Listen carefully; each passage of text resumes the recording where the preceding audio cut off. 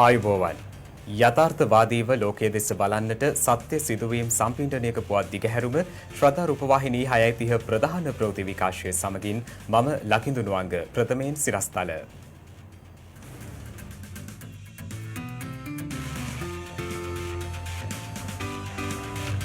හතලිස් හය වන ජගත් මානව හිමිකම් සමුළුව ජිනීවාහිදී ආරම්භ කෙරේ. කොවිඩ් එන්නත් කරන ක්‍රියාවලිය ගැන රජයේ වෛද්‍ය නිලධාරීන්ගේ සංගමේ අප්‍රසාදය. විශේෂයෙන්ම අපි හඳුනගෙන හිටියා සංකූලතා ඇති වෙන්නේ මේ වයස්ගත කාණ්ඩවලට සහ වෙනත් රෝගාබාධවලින් පෙළෙන අයට 30යි 59 අතර කාණ්ඩයක් මේ මෙතට ගෙහල්ලා කවුද දැම්මේ? පැල ලක්ෂයක් සිටුවීමේ ජාතික බාලදක්ෂ ක්‍රියාන්විතය ජනපති ප්‍රධානත්වයෙන්.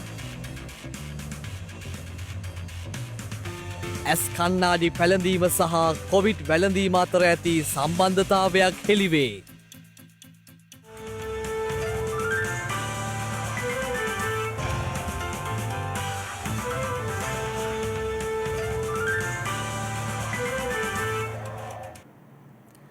එක්සත් ජාතීන්ගේ මානව හිමිකම් කවුන්සලේ 46 වන සැසිවාරය අද ජිනීවා නුවරදී ආරම්භ වුණා. අද ආරම්භ වන මෙම මානව හිමිකම් සැසිවාරය මාර්තු 23 වන දින දක්වා පැවැත්වීමට නියමිතයි. මෙවර එක්සත් ජාතීන්ගේ මානව හිමිකම් කවුන්සලේ 46 වනි සැසිවාරය ශ්‍රී ලංකා වේලාවෙන් අද පස්වරු 1:40ට පමණ ආරම්භ වුණා.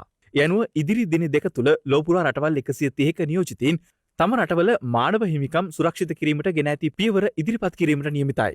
එක්සත් ජාතීන්ගේ සංවිධානයේ මහලේකම් අන්තෝනියෝ ගුටේරස්, එක්සත් ජාතීන්ගේ මහා මණ්ඩලයේ සභාපති වොල්කාන් බොස්කීර්වෙන්ම ජගත් මානව හිමිකම් කොමසාරිස් මිචෙල් බැචලේද ආරම්භක සැසිය ඇමතීමට නියමිතයි.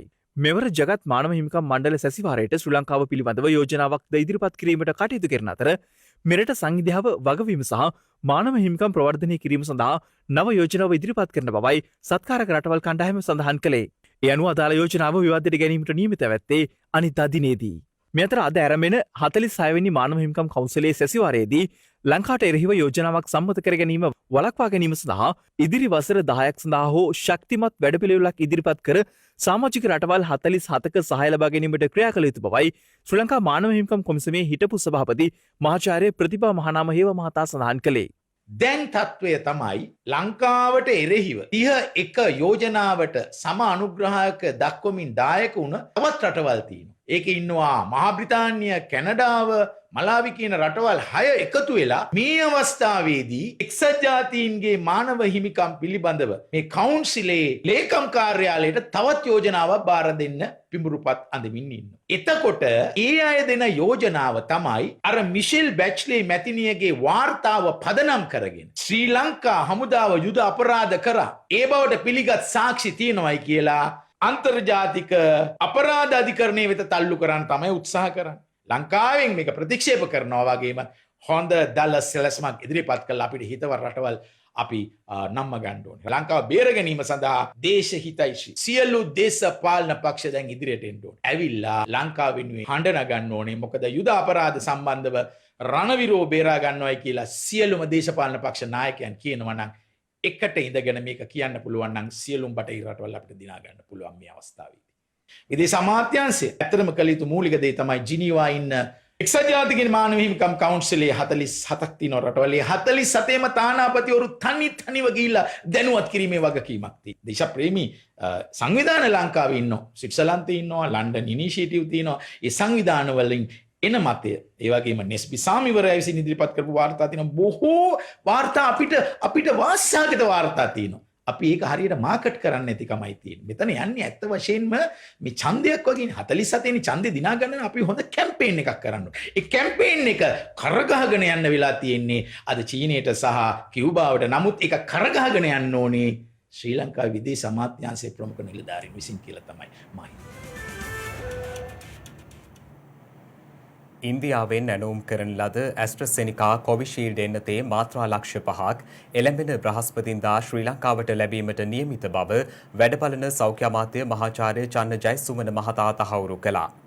මේ අතර ඊයේ නව කොවිඩ් ආසාදිතයින් 519 දෙනෙකු හඳුනා ගැනීමත් සමග මෙරට සමස්ත කොවිඩ් ආසාදිතයින් සංඛ්‍යාව 79999ක් දක්වා ඉහළ ගියා.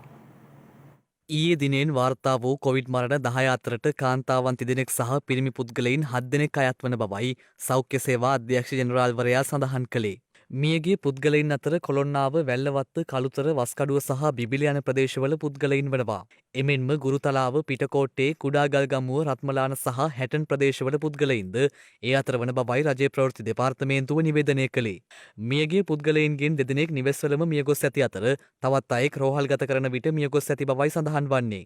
එමෙන්ම ඊයේ වාර්තා වූ කොවිඩ් ආසාදිතයින් 519 අතරින් 495 දෙනෙකුම වාර්තා වන්නේ පෑලියගොඩ කොවිඩ් පොකුරේ ආශ්‍රිතයින් ලෙසයි. බන්ධනාගාර කොවිඩ් පොකුරේ 23 දෙනෙකුද ඒ අතර වන බවයි රජයේ ප්‍රවෘත්ති දෙපාර්තමේන්තුව සඳහන් කළේ. විදේශයන්හි සිට පැමිණි එක් අයෙකුද හඳුනාගත් ආසාදිතයින් අතරට අයත්. ඊයේ හඳුනාගත් ආසාදිතයින් අතරින් වැඩිම ආසාදිතයින් සංඛ්‍යාව කොළඹ දිස්ත්‍රික්කයෙන් වාර්තා වී තිබෙනවා. ඒ අනුව එම සංඛ්‍යාව දැක්වුණේ 122ක් ලෙසයි. එමෙන්ම COVID-19 පැතිරීම වැළැක්වීමේ ජාතික ක්‍රියාන්විත මධ්‍යස්ථානය සඳහන් කළේ මහනුවර දිස්ත්‍රික්කයෙන් ආසාදිතයින් 85 දෙනෙකු සහ ගම්පහ දිස්ත්‍රික්කයෙන් ආසාදිතයින් 64 දෙනෙකු ඊයේ හඳුනාගත් කොවිඩ් ආසාදිතයින් අතරට අයත් බවයි. අනෙක් ආසාදිතයින් 247 දෙනා දිවයිනේ සෙසු දිස්ත්‍රික්කවලින් වාර්තා වී තිබෙනවා. මේ අතර හැටන් නගර සීමාව තුළ COVID-19 වෛරසය ආසාදනය වූ ආසාදිතයින් 12 දෙනෙකු හඳුනාගත් බව හැටන් දික්කොය නගර සභාවේ සෞඛ්‍යාංශ නිලධාරීන් සඳහන් කළා. ආසාදිතයින් අතර කාන්තාවන් 7 දෙනෙකු සහ පිරිමි පුද්ගලයින් 7 දෙනෙකු වන බවයි සඳහන් වන්නේ. මේ අතර බොරැල්ල ප්‍රදේශයේ වයස අවුරුදු 30ට වැඩි පුද්ගලයන් සඳහා එන්නත් කිරීමේ වැඩසටහන බොරැල්ල කැම්බල්පිටියේදී අද පෙරවරුවේ ආරම්භ වුණා. එමෙන්ම ශ්‍රී ලංකා වරාය අධිකාරියේ එන්නත් කිරීමේ වැඩසටහනද අද දිනේදීත් වරාය අධිකාරියේ බෞද්ධ සංගම් ගොඩනැගිල්ලේදී සිදු කෙරුණා. ඒ අනුව වරාය අධිකාරියේ සේවය කරන ආරක්ෂකාංශයේ නිලධාරීන්, රේගු නිලධාරීන් සහ වරාය අධිකාරියේ කටයුතු කරන පෞද්ගලිකාංශයේ සේවකයින් ඇතුළු දහසකට ආසන්න පිරිසකට එන්නත් ලබා දීම සිදු කරන බවයි සෞඛ්‍යාංශ සඳහන් කළේ. මේ වන විට වෛරසය ආසාදිතව රෝහල්වල ප්‍රතිකාර ලබන සමස්ත පුද්ගලයන් සංඛ්‍යාව 4444ක් වන අතර වෛරසය ආසාදිතව සිට සුවය ලැබූ සමස්ත පුද්ගලයන් සංඛ්‍යාව දැක්වෙන්නේ 75110ක් ලෙසයි. වාර්තා වන කොවිඩ් මරණ සංඛ්‍යා ලේඛන වසන් කිරීමට කිසිදු අවශ්‍යතාවයක් නොමැති බව මහජන සෞඛ්‍ය පිළිබඳ නියෝජ්‍ය සෞඛ්‍ය සේවා අධ්‍යක්ෂ ජෙනරාල් විශේෂඥ වෛද්‍ය හේමන්ත හේරත් මහතා පවසනවා. මේ රෝගීන් සියලු දෙනාම එම ලැයිස්තුවට දැමීමට කලින් මේ පිළිබඳව දැඩි සමාලෝචනයට ලක් කරලා රෝග තත්ත්වය ඔවුන්ගේ ඒ පරීක්ෂණවල ප්‍රතිඵල මිය යාමට පෙර සහ පසුව සිදු වුණු දේවල් සියල්ල සමාලෝචනය කරලා අපි මේක කොරෝනා මරණයක්ද නැද්ද කියලා තීරණය කරන්නේ. එසේ තීරණය කිරීමේදී එක පුද්ගලයෙක් හෝ කණ්ඩායමක් විසින් කරන තීරණයක් නෙවෙයි. බොහෝ වෙලාවට මේකට ඒ රෝගියාට ප්‍රතිකාර කරපු වෛද්‍යවරයාත් ඒ වගේම රෝගියා සම්බන්ධයෙන් මරණ පරීක්ෂණය කරන උදව් කරන අධිකරණ වෛද්‍යවරයාත් ඒ වගේම ප්‍රදේශයේ මහජන සෞඛ්‍ය නිලධාරීන් වන සෞඛ්‍ය නිලධාරී ඇතුළු සියලු දෙනාගේම තොරතුරු එක්ස්ප්‍රෙස් කරලා මිසක් හිතුමතයට කරන දෙයක් නෙවෙයි. ඒ නිසා අපිට එක තැනකින් මේ තොරතුරු වසන් කිරීමක් වෙනවා නම් එහෙම දෙයකට ඉඩකඩක් කොහෙත්ම නැහැ. ඒ නිසා ප්‍රථමයෙන්ම මට කියන්න තියෙන්නේ එවැනි වසන් කිරීමක් සිද්ධ වන්නේ නැහැ. මේ අතර විවාහ මංගල උත්සව සඳහා සහභාගී කරවා ගැනීමට අවසර ලබා දී ඇති පිරිස සම්බන්ධයෙන් කලාකරුවන් කළ ඉල්ලීම පිළිබඳවද නියෝජ්‍ය සෞඛ්‍ය සේවා අධ්‍යක්ෂ ජෙනරාල්වරයා අදහස් පළ කළා. මෙහිදී තවම අනහයේ සීමාව අපි මෑත කාලෙදී අපි 150ට වැඩි කරා. ඒක වෙනස් කරේ නැහැ. නමුත් අපි දිගින් දිගටම ඉල්ලීම් කරනවා මේ 150 නෙවෙයි අපිට 50 දක්වා මේක අඩු කරගෙන මේ කටයුතු කරනවා නම් ඒක තමයි වඩාත්ම වැදගත් වෙන්නේ කියන එක. ඒ වගේම තමයි ඒක හරහා අපි දන්නවා මේ වෙන විට සාද උත්සව, ආගමික උත්සව, දේශපාලන උත්සව මේ සියල්ලම හරහා මේ රෝගයේ පැතිරීමේ අවදානම තියෙන බව පැහැදිලි පේනවා. ඒ සඳහා උදාහරණ අනන්තවත් තියෙනවා. ඒ උත්සව නොවැළැක්විය හේතුවක් නිසා කෙරෙනවා නම් සෞඛ්‍ය පුරුදු 100% අනුගමනය කිරීම වැදගත් වෙනවා. නමුත් අපි හොඳටම දැකලා තියෙනවා මේ විශේෂයෙන්ම වරප්‍රසාද සහිතව මේ කටයුත්තට අපි හිතන ප්‍රසිද්ධ චරිත සමග කෙරෙන මේ උත්සව සාදවල මේ සෞඛ්‍ය පුරුදු පිළිපැදීම කොහෙත්ම සිද්ධ වෙන්නේ නැහැ කියලා මේ පින්තූර වලින් පේනවා. අපි ඡායාරූප වල දකින්න දේ දිහා බලනකොට අපිට ඉතාමත් පැහැදිලිව පේනවා අපි අවසරය දුන්නත් නැතත් මේ කටයුතුවලදී මේ සෞඛ්‍ය පුරුදු අනුගමනය කිරීම ඉතාමත්ම මන්දගාමී ලෙස සිද්ධ වෙන්නේ. මේ තත්ත්වය නිසාම තමා මේ ස්ථානවලින් මේ රෝගය පැතිරෙන්නේ. මෙවැනි ස්ථානයකින් රෝගය පැතිරෙනකොට එක්කෙනෙකුට දෙන්නෙකුට නෙමෙයි පැතිරෙන්නේ සිය ගණනකට.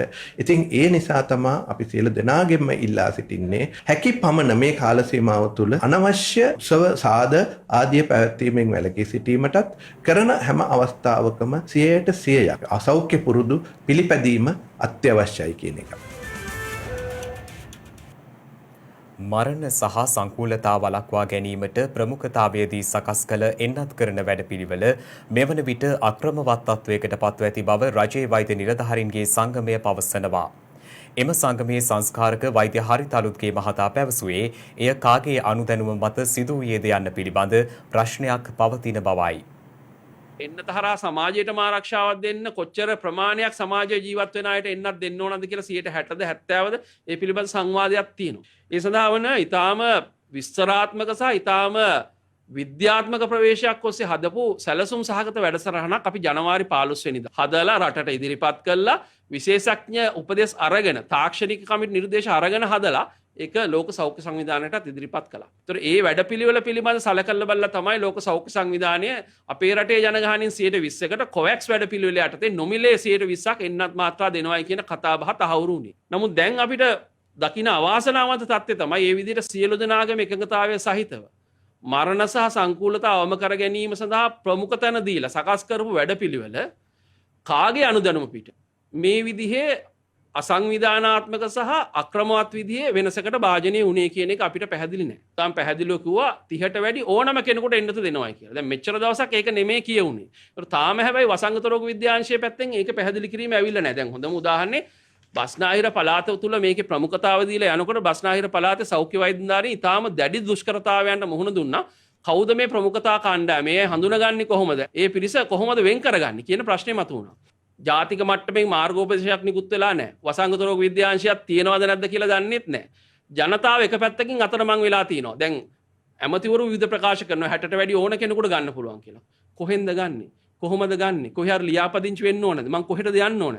දැන් අපේ ගෙදර කෙනෙක් ඉන්නවනම් 60ට වැඩි. එයා අතරමං වෙලා නැද්ද මේ වෙලාවේ? එතකොට අපේ ප්‍රදේශය තුල එනවුන්ස්මන්ට් එකක් යනකම් මං ගෙදරට වෙලා ඉන්න ඕනද? නැත්නම් මං හොයලා බලලා ස්පිරිතාලයකට ගිහිල්ලා බේත විද ගන්න ඕනද? විශේෂයෙන් මෙතන අපේ ප්‍රධාන ඉලක්කය වෙන්න ඕනේ අපි පැහැදිලිව කිව්වා මරණ අඩු කරගන්න එක සංකූලතා අඩු කරගන්න. ඒතකොට ලෝක සෞඛ්‍ය සංවිධානයට එක සැලැස්මක් ඉදිරිපත් කළා. දැන් අපේ රට ඇතුලේ වෙනම සැලැස්මක් ක්‍රියාත්මක වෙනවා. මේක ජාත්‍යන්තරයට පවා හොඳ නැහැ. ඒ කියන්නේ අපේ රටේ මේ ඉදිරිපත් කරපු සැලසුම් මේ විදිහට වෙනස් කරනවා. විශේෂයෙන්ම අපි හඳුනගෙන හිටියා මැරෙන්නේ සංකූලතා ඇති වෙන්නේ මේ වයස්ගත කාණ්ඩවලට සහ වෙනත් කොමෝබිලිටිස් එහෙම නැත්නම් වෙනත් රෝගාබාධ වලින් පෙළෙන අයට කියලා. එහෙමනම් අපේ වැඩපිළිවෙල තුල අපි හඳුනගෙන තිබුණා ඒ අයට තමයි ප්‍රමුඛතාවය දෙන්නේ කියලා. එතකොට එහෙම තියෙද්දි 30යි 59 අතර කාණ්ඩයක් මේ මෙතට ගහලා කවුද දැම්මේ? ඒකේ වගකීම කවුද ගන්නෙ? එතකොට ඒ හරහා අපේ රට තුල සාර්ථක ලෙස ක්‍රියාත්මක කරන්න තිබිච්ච එන්නත් කරන වැඩපිළිවෙල යම් අසංවේදානාත්මක බවකට පත් කිරීම සඳහා වගකීම කවුද ගන්නෙ? පැල ලක්ෂයක් සිටුවීමේ ජාතික බාලදක්ෂ ක්‍රියාන්විතය අද ආරම්භ වුණා. ඒ ජනාධිපති ගෝඨාභය රාජපක්ෂ මහතාගේ ප්‍රධානත්වයෙන්. පැල ලක්ෂයක් රෝපණය කිරීමේ ජාතික බාලදක්ෂ ක්‍රියාන්විතය අද පෙරවරුවේ ජනාධිපතිතුමාගේ ප්‍රධානත්වයෙන් පැවැත්වුණා. ඒ කොළඹ කොටුව ජනාධිපති මන්දිර පරිශ්‍රයේදී ජාතික බාලදක්ෂ සංගමේ ප්‍රධාන බාලදක්ෂ කොමසාරිස් මේජර් ජෙනරාල් මිලින්ද පීරිස් මහතා විසින් ජනාධිපතිතුමා එහිදී පිළිගනු ලැබුවා. එහිදී ජනාධිපතිවරයා අතින් රත්හඳුන් පැලයක් රෝපණය කළ අතර තුරු ජංගම දුරකථන යෙදුම් මගින් එම පැලේ ලියාපදිංචි කිරීමට සිදු කෙරුණා. ලෝක බාලදක්ෂ ව්‍යාපාරයේ නිර්මාතෘ බේඩන් පවල් සාමයවරයාගේ 164 වන ජන්මදින සැමරුම නිමිත්තෙන් මෙම ව්‍යාපෘතිය ක්‍රියාත්මක වෙනවා. එහිදී රට පුරා විසිරී සිටින 70,000කට අධික සෑම බාලදක්ෂයෙකුම තම ගෙවැත්තේ පැල දෙක පැගින් රෝපණය කිරීම සිදු කෙරුණු ඇති. මෙම ව්‍යාපෘතියේ සමාරම්භක අවස්ථාවට ශ්‍රී ලංකා බාලදක්ෂ සංගමේ නිලධාරී පිරිසක්ද සහභාගී වූ බවයි ජනාධිපති මාධ්‍යංශය නිවේදනය කළේ.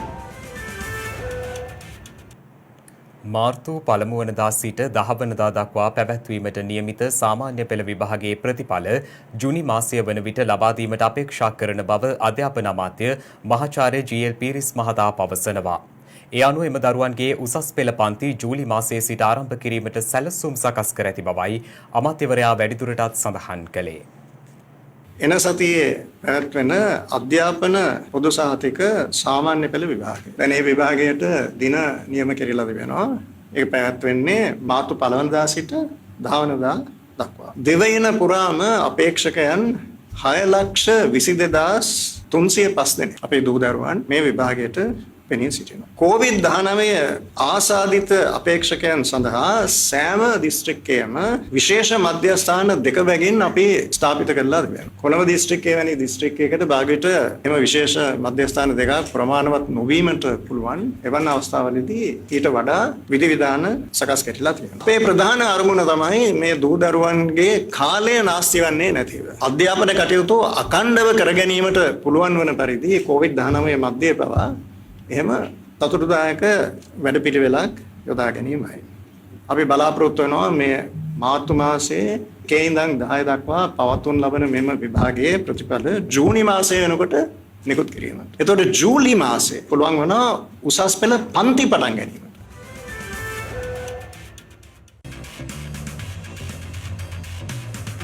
ජීවිතයෙන් පලා යන්නන්ට නැවත පාර කියන්නා.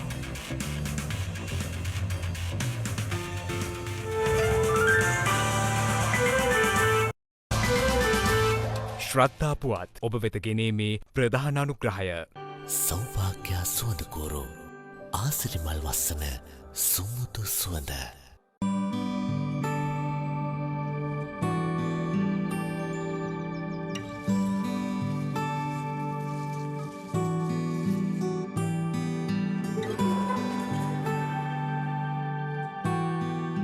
සෞම්‍ය සුවඳක්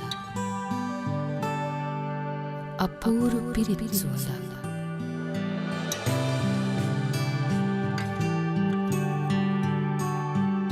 පැතිර යන දම් සුවඳක්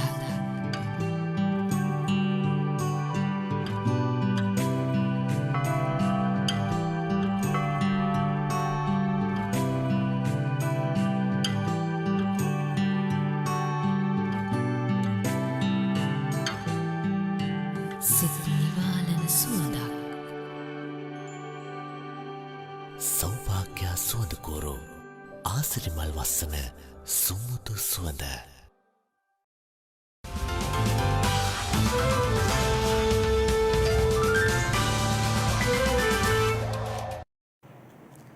නැවතත් ප්‍රවෘත්ති රජයේ වී මිලදී ගැනීමේ වැඩපිළිවෙල යටතේ වී මෙට්‍රික් ටොන් ලක්ෂ 3ක සංචිතයක් ලබා ගැනීමටත් ඒ සඳහා රුපියල් මිලියන 83,000ක මුදලක් වෙන් කිරීමටත් තීරණය කළ බව කෘෂිකර්ම අමාත්‍ය මහින්දානන්ද අලුත්ගමගේ මහතා පවසනවා. අමාත්‍යවරයා වැඩිදුරටත් සඳහන් කළේ ගොවීන්ට සහතික මිලක් ලබා දීම සහ පාරිභෝගිකයාට අඩු මිලට සහල් ලබා දීම එහි අරමුණ බවයි.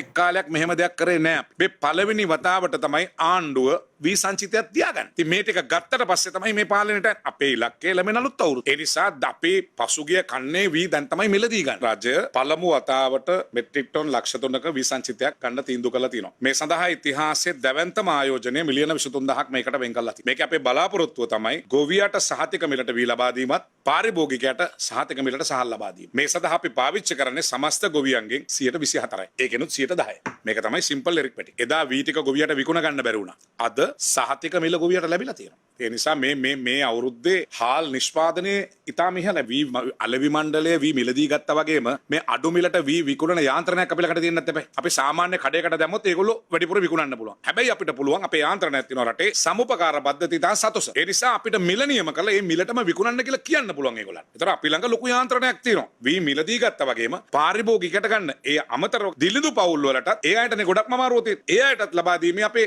අදහසක් තියෙනවා සමෘද්ධි පවුල් වලට. අපි ගොවියට පොහොර උරේ නොමිලේ දෙනවා. ප්‍රවාහනයේ නොමිලේ කරනවා. ඒ සියල්ල කරලා තමයි තෙත වී සඳහා රුපියල් 44කුත් වේලිච්ච වී සඳහා අපි රුපියල් 50කුත් ගන්න. අනිත් එක අමතක කරන්න එපා. මේ දෙකටම ලෑස්ති නැත්නම් ගොවියා ආණ්ඩුවට සිද්ධ වෙනවා පාලන මිලෙන් ඉවත් වෙන්න. එතකොට මොකද වෙන්නේ? වී කිලෝ එක රුපියල් 25ට බයිනවා. ඉතින් ඒකද කරන්න කියන්නේ. හරි අපි පාලන මිලට තිබ්බ හින්දානේ අද මේ 60ට ගිහිල්ලා තියෙන්නේ. හරි ඒ නිසා ගොවියට මිල හම්බෙලා තියෙන එක ඒක අමතක වෙලා.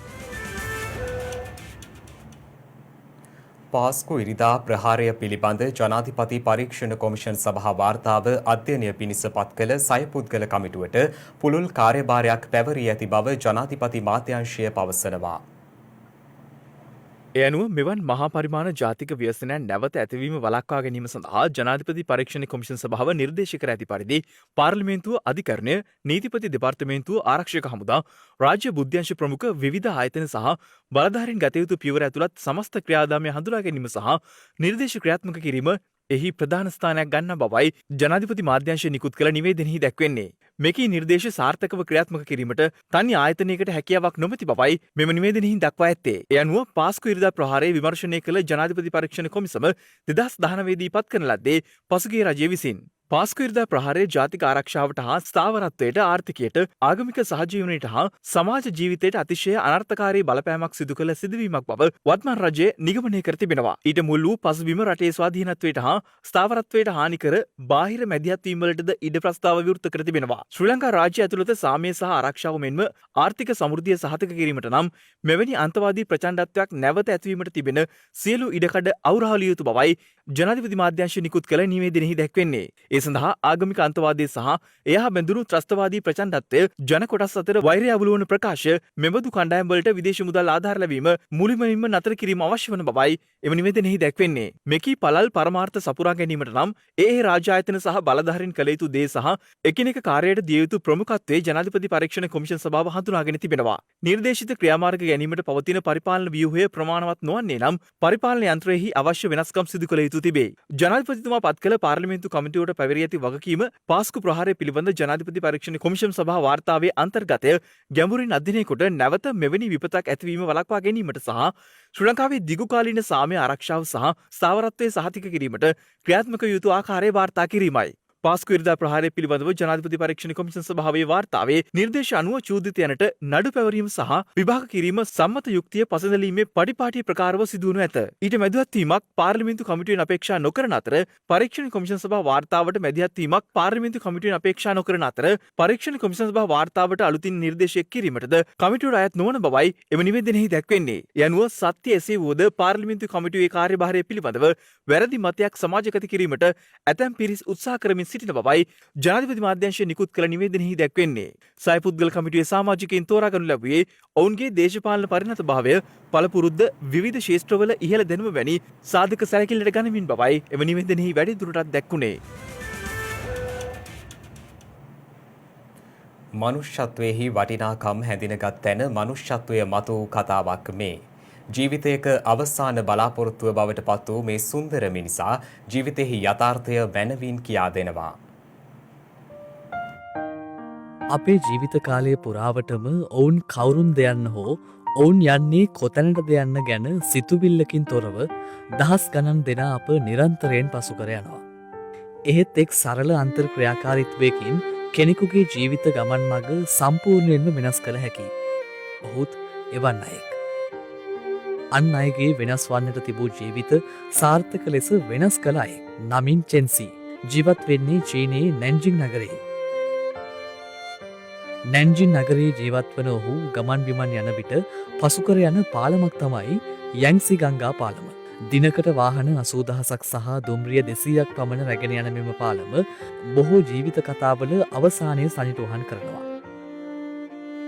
තමන්ගේ ජීවිතයේ විවිධ හැලහැප්වීම් ප්‍රශ්න මේ සියල්ල විඳතරා ගැනීම මිනිසුන් ලෙස අපි හැමෝටම පොදුයි.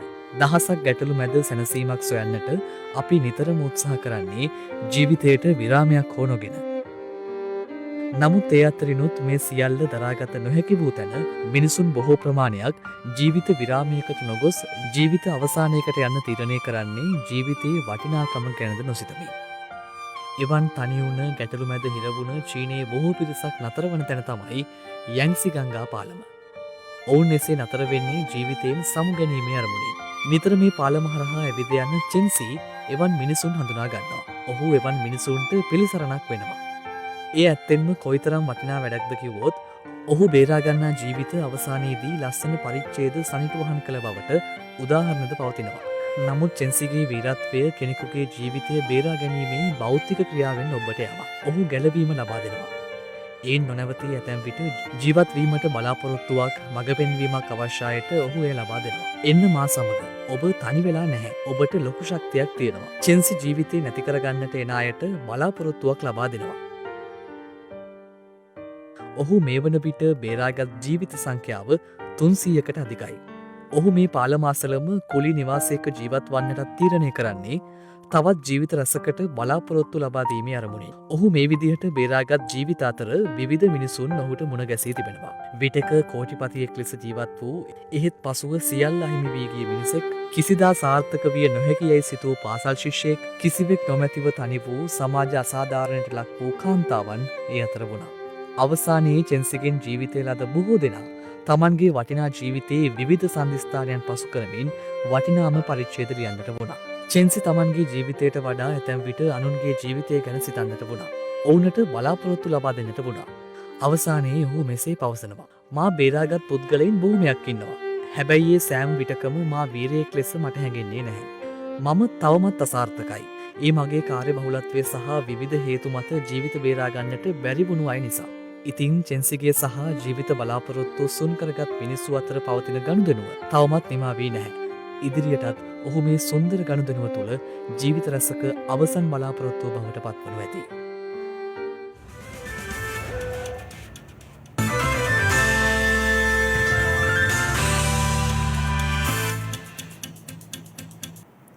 අවධානය විදෙස් පුවත් වෙත. ඇස් කණ්ණාඩි නොපළඳින පුද්ගලයින්ට සාපේක්ෂව ඇස් කණ්ණාඩි පළඳින පුද්ගලයින්ට කොවිඩ් වැළඳීමේ ප්‍රවණතාවය 3 ගුණයකින් අඩු බව නවතම සමීක්ෂණයකින් අනාවරණය වී තිබෙනවා. ඉන්දියානු පර්යේෂකයන් පිරිසක් විසින් සිදු කළ මෙම නවතම සමීක්ෂණයෙන් අනාවරණය වී ඇත්තේ ඇස් කණ්ණාඩි පැළඳ සිටින පුද්ගලයින් ඔවුන්ගේ මුහුණු අඩුවෙන් ස්පර්ශ කිරීම හේතුවෙන් වෛරසය ආසාදනය වීමේ අඩු අවදානමක් ඔවුන්ට පවතින බවයි. පර්යේෂකයන් විසින් පුද්ගලයින් 304 දෙනෙකු යොදා ගනිමින් මෙම සමීක්ෂණය සිදු කර ඇති බවයි විදෙස් මාධ්‍ය වාර්තා කළේ. සෑම පුද්ගලයෙකුම පැයකට 27 වතාවක් තම මුහුණ ස්පර්ශ කරන අතර 3 වරක් ඇස් ස්පර්ශ කරන බවයි එම සමීක්ෂණය සිදු කළ පර්යේෂකයන් සඳහන් කරන්නේ. ඒ අනුව පර්යේෂකයන් වැඩිදුරටත් සඳහන් කරන්නේ දීර්ඝකාලීනව ඇස් කණ්ණාඩි පළඳින පුද්ගලයන් නිරන්තරයෙන් මුහුණ සහ ඇස් ස්පර්ශ කිරීමෙන් වැළකී සිටීම හේතුවෙන් ඔවුන්ට කොවිඩ් වෛරසය ආසාදනය වීමේ අඩු ප්‍රවණතාවයක්ද දක්නට ලැබෙන බවයි. මේ අතර ෆයිසර් කොවිඩ් එන්නත් හේතුවෙන් රෝහල්ගත වීම සහ මරණ අඩුව ඇති බවට ගවේෂණයකින් තහවුරු වීමෙන් අනතුරුව තම රට තුළ සංචරණ සීමා ලිහිල් කිරීමට ඊශ්‍රායල බලධාරීන් තීරණය කර තිබෙනවා. ඒ රට තුළ ෆයිසර් එන්නත 95.8ක් සාර්ථක බවයි එම ගවේෂණයෙන් තහවුරු වී ඇත්තේ. ඒ අනුව එරට කඩසාප්පු පුස්තකාල සහ කෞතුකාගාර විවෘත කිරීමට අවසර දී ඇති අතර සමාජ දුරස්ථභාවය සහ මුඛාවරණ පැළඳීම අනිවාර්ය කර ඇති බවයි විදෙස් මාධ්‍ය වාර්තා කරන්නේ. කෙසේ වෙතත් රට තුළ සංචරණ සීමා ලිහිල් කළද එරට ගුවන්තොටුපළ තවත් සති දෙකක් වසා තැබීමට බලධාරීන් තීරණය කර තිබෙනවා. ඊශ්‍රායලයේ ලොව මෙතෙක් ඉහළම එන්නත් කරන වේගයක් වාර්තා කර ඇති රට වන අතර ජනගහනයෙන් 49%කට එන්නතේ එක් මාත්‍රාවක් හෝ ලබා දී ඇති බවයි එරට මාධ්‍ය වාර්තා කරන්නේ. මේ අතර ඇමරිකාවේ ඩෙන්වර් ආශ්‍රිත ප්‍රදේශයකදී මගී ප්‍රවාහන ගුවන් යානයක එන්ජිමේ ගින්නක් ඇතිව තිබෙනවා. විදෙස් මාධ්‍ය සඳහන් කළේ බෝයිං 777 වර්ගයේ මෙම යානය ගුවන්ගත කර විනාඩි කිහිපයකට පසු විශාල ශබ්දයක් සමග ගින්න හටගෙන ඇති බවයි.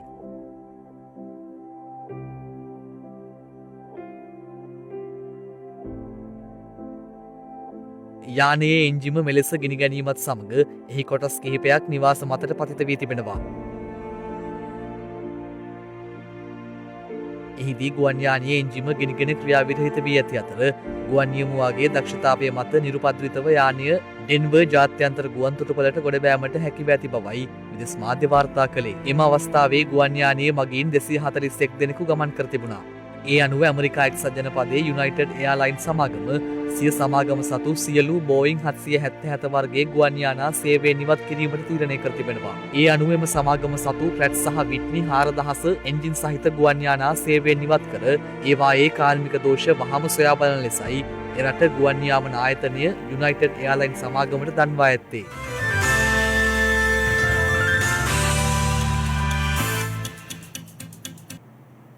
දිනක සටහන් නිමවන්නට මත්තෙන් හෙට දවසේ වැදගත්කම ගැනයි මේ අවධානය.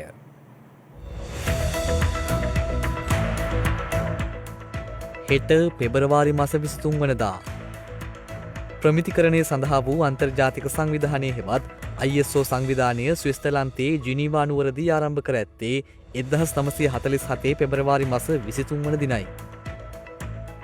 රුඩොල්ෆ් ඩීසල් විසින් ඩීසල් එන්ජිම සඳහා පේටන් බලපත්‍රය ලබාගෙන ඇත්තේ 1893 පෙබරවාරි මාස 23 වන දිනයි. පීටර් බර්ග්සීදී ලොව පළමුුවරට පෝලියෝ වෙන්නත ලබා දී ඇත්තේ 1954 පෙබරවාරි මස 23 වන දිනයි.